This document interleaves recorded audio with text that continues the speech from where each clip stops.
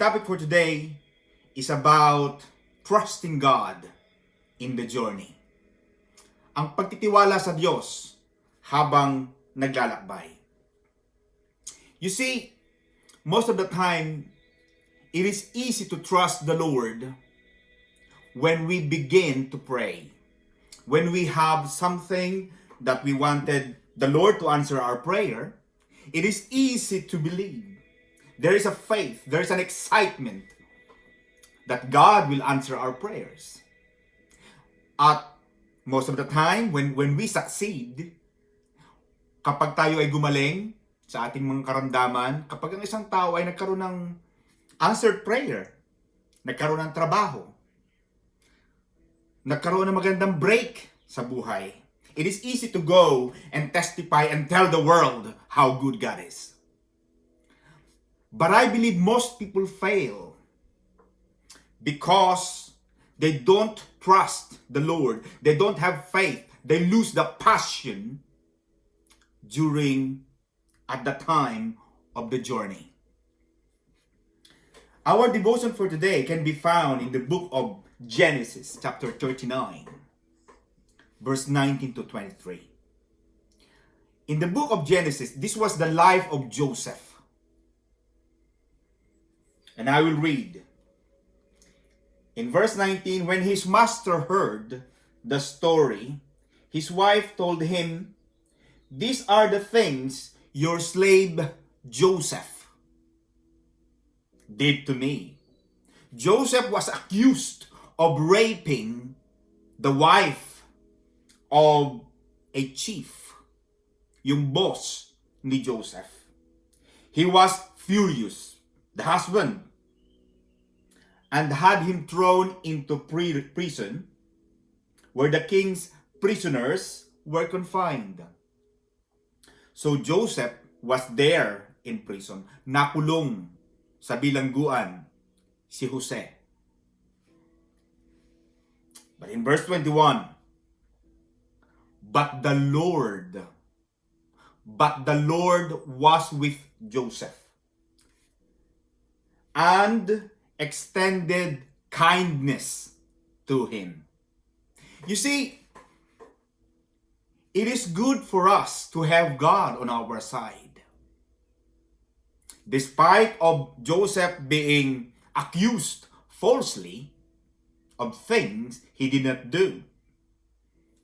But in verse 21, the Bible is clear. It says, the Lord was with Joseph. And the Lord was kind to Joseph. He granted him favor. Nagkaroon ng pabor ang Diyos kay Jose. In the eyes of the prison warden, yung pinaka-hepe ng bilangguan, nagustuhan niya si Jose. Because God was with Joseph. The Lord was with him. The Lord was with Joseph. And the Bible is clear. The Lord made everything he did successfully. Lahat ng ginawa ni Jose ay nagtagumpay. Lahat ng hawakan niya ay nagtagumpay because God was with him. It is easy to trust the Lord at the end.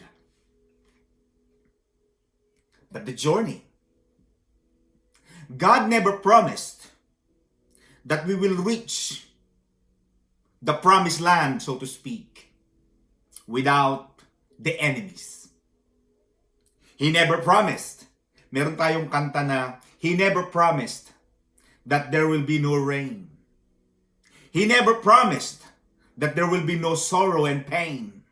He never promised that there will always be sunshine. Pero ano ang pangako ng Panginoon, kapatid?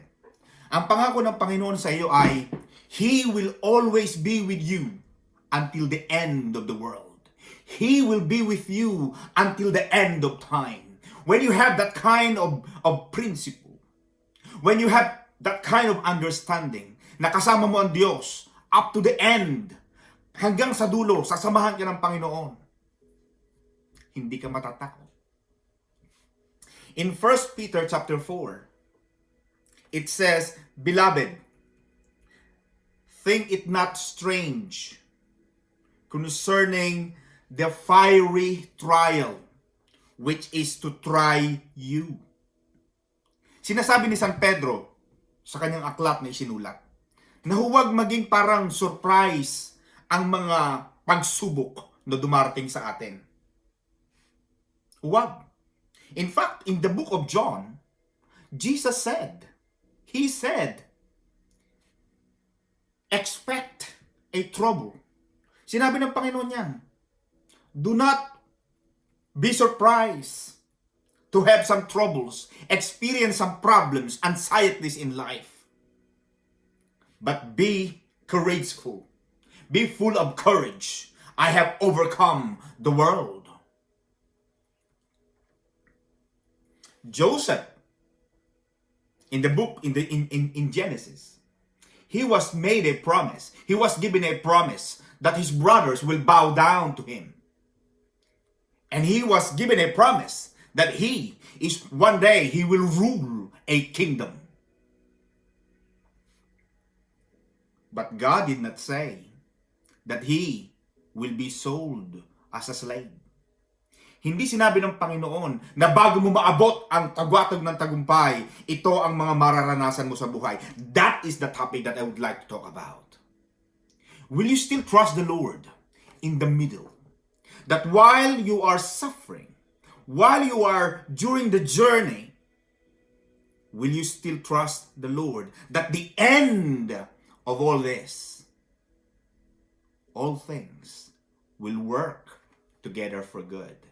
Na ang lahat ng bagay ay gagawa, magkakalakip, magkakasama-sama para sa kabutihan mo. Will you still be there? That is difficult. For Joseph to be betrayed, sold by his own family, is hard to think. Falsely accused, put into prison. But the Lord, what was with Joseph? At the end of his life, he was telling his brothers, he was telling his brothers that you who did evil against him. Noong matapos na ang lahat ng bagay, kinausap niya ang kanyang mga kapatid. Nagkaharap-harap na sila. Ano ang sabi ni Jose sa kanyang mga kuya? You try to harm me. You try to do evil against me. But God made it, turn out for the best. But God did it. God made it in my favor. You try to do something evil against me. Pero binaliktad ng Diyos ang mga pangyayari. Yung masamang ipinlano nyo, yung mga masamang pakay ninyo sa aking buhay, binago ng Diyos ang aking buhay. At ngayon, narito ako. I am the prime minister, the next in line, the next in command after the Pharaoh in the land of Egypt, which is the most powerful country, nation in his time. Joseph became the right hand of the king. He became the prime minister of Egypt. Always believe that during the journey, mahihirapan tayo. Bago mamaabot ang tagumpay, there will always be troubles. There will always be difficulties. There will always be oppositions. When God spoke to Mary, when the angel appeared to Mary, "Hello, Mary! You're highly favored. Binigyan ka ng pabor. Nakatagpo ka ng pabor sa paningin ng Diyos. You are going to be pregnant and you are going to be the mother of Christ." It was a big news to Mary. To become the mother, to become the chosen one among all the women on the world, in the world. She was chosen by God. She was highly favored. But God did not tell Mary that she has to take the risk of dying, being stoned to death Because on his time, during her time, for a woman to be found pregnant without the sanctity of being married, the woman must be put to death through stoning. She has to take that risk. God did not tell Mary that she is going to give birth in a manger, kasama ng mga hayop, mababahong hayop. How could I be the mother of Christ? How could I be the mother of God Himself? Kung ganito pala ang aking mararanasan. But Mary has said to the angel, "Be it unto me according to your word." It means that I trust the Lord. I am the Lord's servant. At gawing lahat sa akin, mangyari ang lahat nawa ng ayon sa iyong mga sinabi. She was ready. She was trusting the Lord, that the Lord will be with her through thick and thin. That each step of the way, God is going to protect her.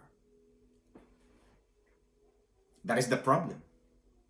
Kaya nga sabi sa Biblia, we have to walk by faith and not by sight. Kailangan magkaroon tayo ng pananampalataya at pananalig. Even in this middle of coronavirus pandemic, I still believe that God is doing something behind the scene. He is still on the throne. We still have to keep believing that God is doing something good behind the scene, and He is going to make a way where there seems to be no way. We walk by faith. Tayo ay lumalakad sa pananampalataya, hindi sa ating mga nakikita. That is one of the greatest characters of being a Christian. We trust the Lord in the journey. Na habang tayo ay lockdown, naniniwala tayo na darating ang panahon, darating ang isang araw, na tayo ay babalik muli sa isang normal na pamumuhay. God has not brought you this far in life to fail you. Hindi ka dadalhin ng Diyos sa buhay na ito ngayon upang ikaw ay biguin lamang. God is good. You have to trust the Lord in the journey. David was promised to be a king. He was anointed by Prophet Samuel to be the next king, to replace King Saul. At the age of 12, and some scholars said he was 15. But David has to wait for 15 years.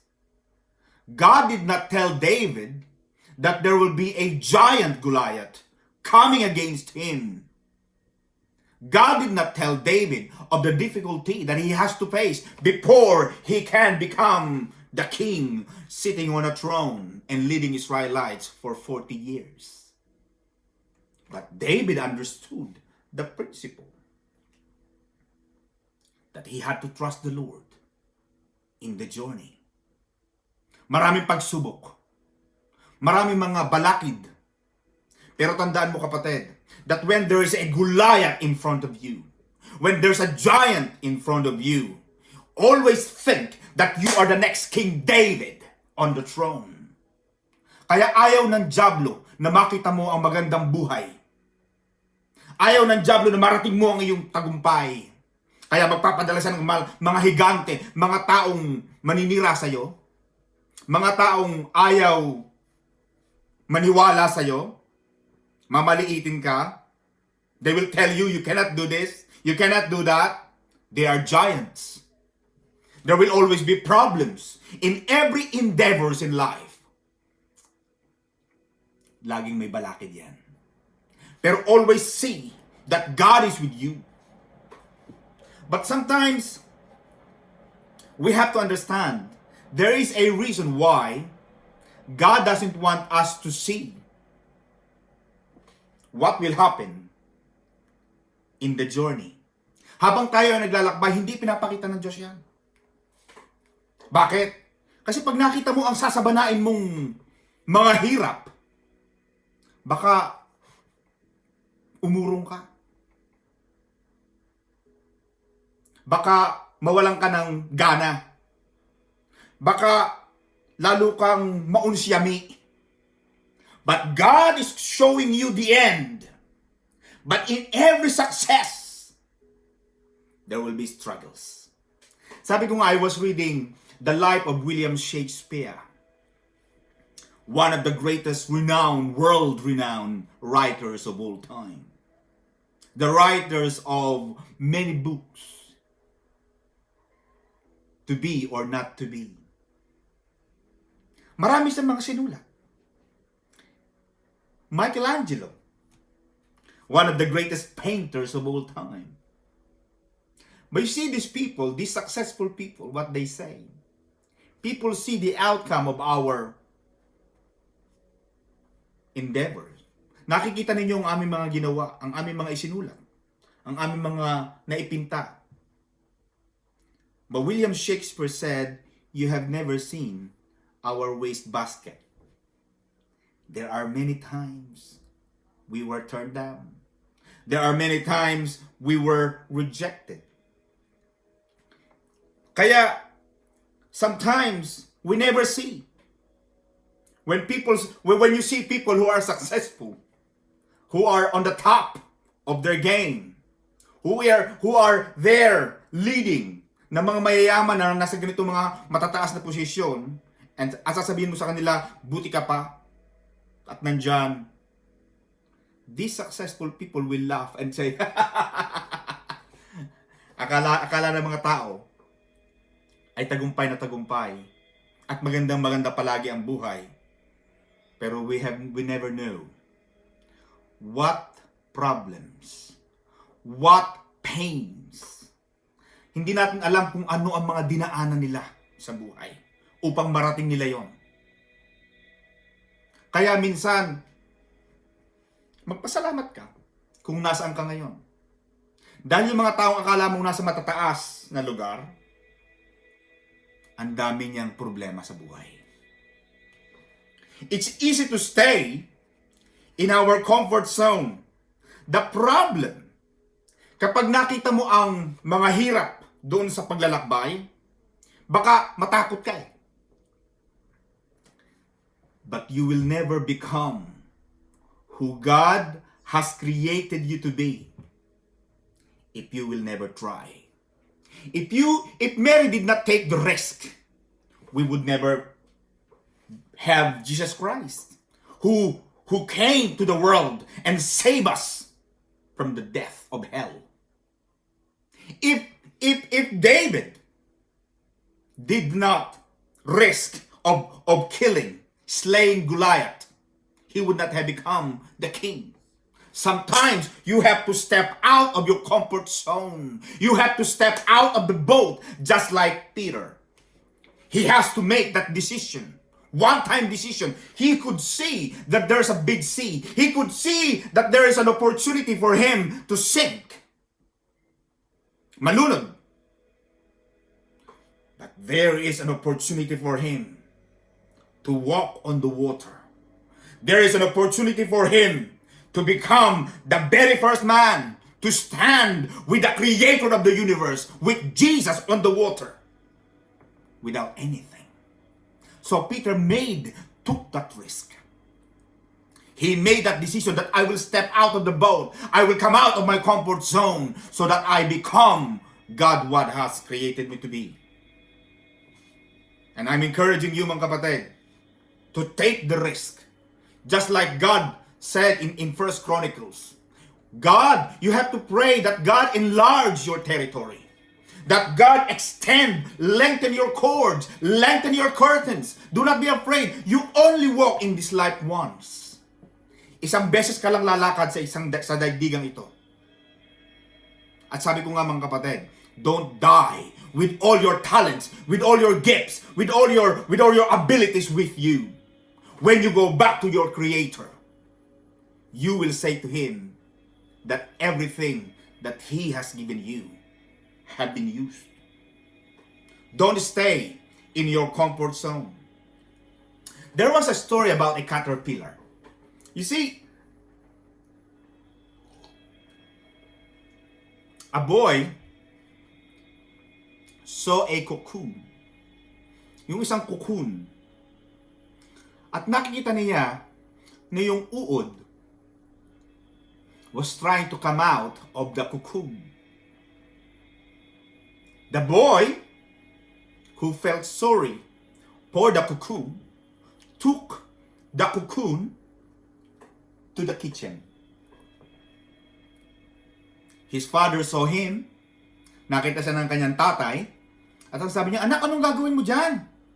Daddy, look, the cocoon is trying to come out now. The butterfly is trying to come out. I have to get a knife, and I have to help him. Kailangan tulungan ko itong cocoon na ito para makalabas siya." You see, the boy took a knife. He tried to open the cocoon so that the little uod, the little caterpillar, can come out easily. When the caterpillar came out, it was trying to spread its wings, but the caterpillar cannot do. The father said to the boy, "You help the caterpillar. But look, because the liquid that should have secreted during the process of coming out of the cocoon did not come out because you tried to help him. You tried to help the caterpillar, and now the caterpillar is paralyzed. The caterpillar is disabled because you helped. Because during the process, during the journey, you helped the caterpillar. The caterpillar must be left on its own. So that while she was struggling, she was trying to open the cocoon as little as itself. The liquid that will strengthen its wings so it can fly from flowers to flower can come out. But you have deprived this little caterpillar of that opportunity to fly and explore the different gardens that she could have become one of the most beautiful caterpillars that she could ever be." And you will appreciate as well in the same context that God may not be helping you. You will think sometimes that God is not there. But always believe that there is a reason that you have to trust God, that in the middle of the journey, God is still with you. He is carrying you at the palm of His hand. You have to believe Him that He will never leave you. He will never forsake you.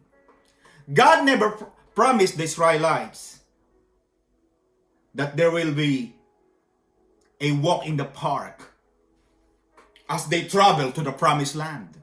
The promised land, as the Bible is clear, the promised land is a land where milk and honey flows. Gatas at pulot, normal, natural na lumalabas sa lupang pangako. But the promised land comes with a price. And we can see the Bible, the promised land is where the Anakites, the giant-like people, live. And for the Israelites to take over, to take the control of the promised land, they have to fight the Anakites. But in the middle of the journey, which took them 40 years, 40 taon na paglalakbay. Nagutom sila, nagpadala ang Diyos ng mana, na parang isang tinapay, mana, M-A-N-N-A. Nagutom sila, gusto nilang makakain ng karne, yung hangin, idinirect ng Diyos sa direksyon na kung nasaan sila upang ang mga pugo, yung quail, ay mapunta doon. Milyon-milyong mga quails, mga pugo ang nahuli, mga ibon ang hinuli at kinain ng mga Israelites. What about Moses? When the Lord gave Moses the go signal to lead the Israelites out of Egypt, out of 400 years of bondage. When the Israelites were coming out, the Pharaoh changed his mind. Take back the Israelites. Moses saw that they are at the end, dead end. That the only thing that he saw was the Red Sea. But God, in the middle of the journey, God divided the Red Sea so that the Israelites can get through. Nung nauuhaw sila, wala silang mainom sa disyerto. Ano sabi ng Panginoon? I will give you water out of a rock. Sa isang bato, nagkaroon ng tulo ng tubig. At halos 1,000,000 mga Israelita ang nakainom at nawala ng uhaw.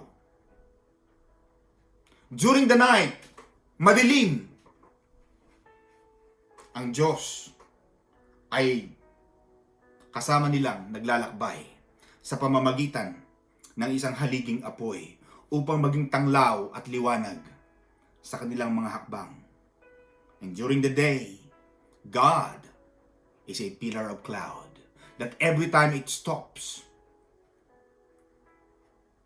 the Israelite has to stop. God never left the Israelites. In the journey, He was always there. And I still believe, mga kapatid, that if God was the same God as we serve today, because that's what He said. The Lord that we serve is the same God as yesterday. And the same God as we have today.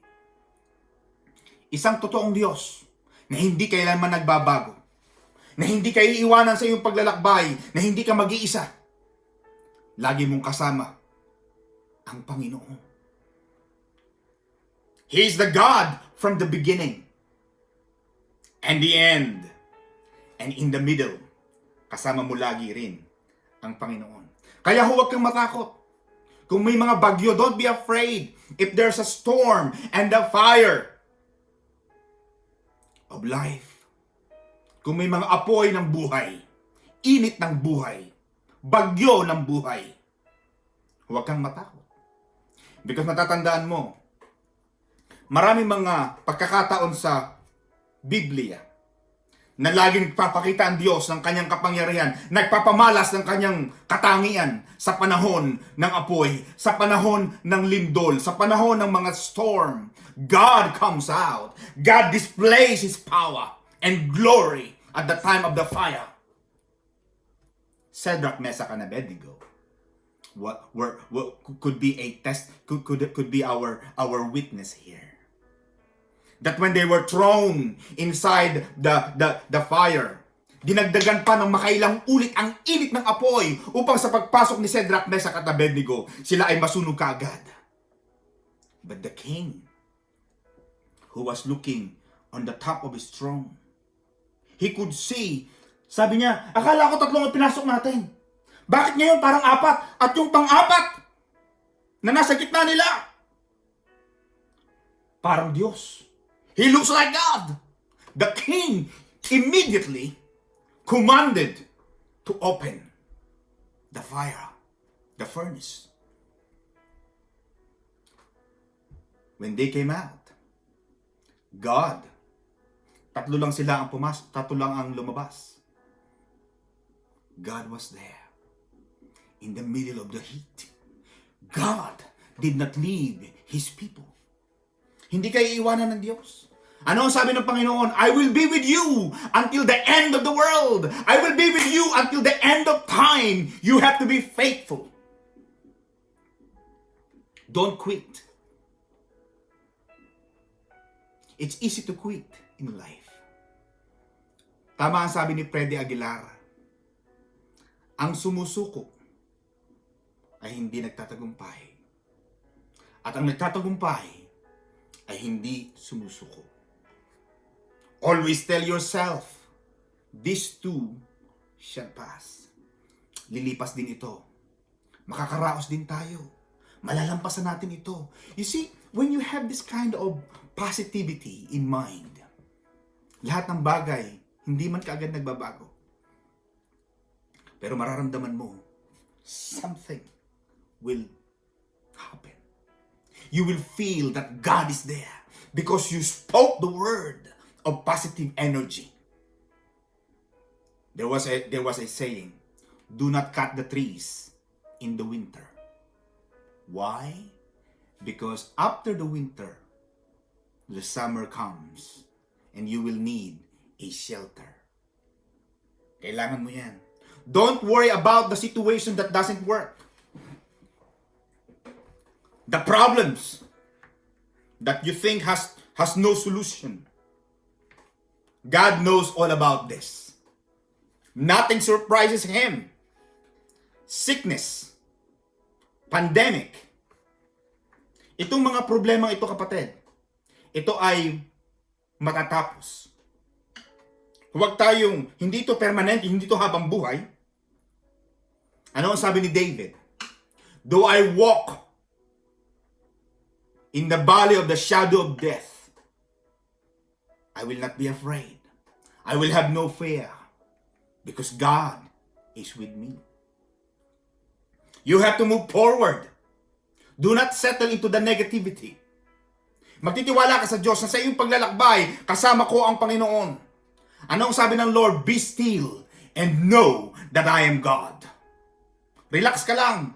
Kapag may mga surprise, may mga malalaking problema, may mga alalahanin, may tumawag sa Pilipinas, nagkasakit si ganito, namatay si ganito, relax. Take it easy. No, sabi ng Panginoon, know that I am God. Job kept believing. He was the richest man in all the land, in the east, in his time. In a flick of a finger. Life has taken away everything he had. Nagkaroon siya ng sakit. Nagkaroon siya ng problema. Nagkaroon siya ng piksa all over his body. He lost all his children. He lost all his possessions. He lost all his luxuries. In fact, his wife, Job's wife, was telling Job to curse God. Forget about God and leave Him because look, you're dying now anyway. You have to curse Him. Sumpain mo na ang Diyos. But Job said no. Even God slay me, yet I will trust Him. I want you to have that kind of mentality. Belief. To trust the Lord in the journey. Ano ang sabi? In the book of Genesis, God created us in the image and likeness of God. God has built in upon you the power to succeed, the power to achieve and be great. You have to be great. You have to step into your greatness. You are born to win. You are born to succeed. You have that kind of built-in power to be different. So that you, your family, our God, be proud of you. Abraham was promised a child, and he would become the father of many nations. But God did not tell Abraham that one day you have to bring your only son, Isaac, to the Mount Moriah and offer him. But I was happy. While Abraham started to walk and was preparing to go up to the Mount Moriah, God said to His people, we will come back. God was telling Abraham to bring his son. Dalawa lang silang maglalakbay, aahunin ng bundok. But Abraham had a faith. Meron siyang pananampalataya, pananalig at paniniwala sa Diyos. Ano sabi niya? Me and my son will come back. But Abraham was ready. That in the middle of the journey, he was still trusting the Lord. Jesus did not say that we will not have no troubles. In fact, in the book of John, Jesus said, in this world, you will have many troubles. But again, I will repeat what Jesus said But take heed. Listen. I have overcome the world. Napagtagumpayan ko na ang daigdig. Lahat ng mararanasan nyo yan. Pero huwag kang mag-alala, kasama ninyo ako. You are more than a conqueror. You will conquer this. You will get through this. No weapon formed against you shall prosper. Walang mga armas na ginawa laban sa iyo ang magtatagumpay. If God is for you, who can be against you?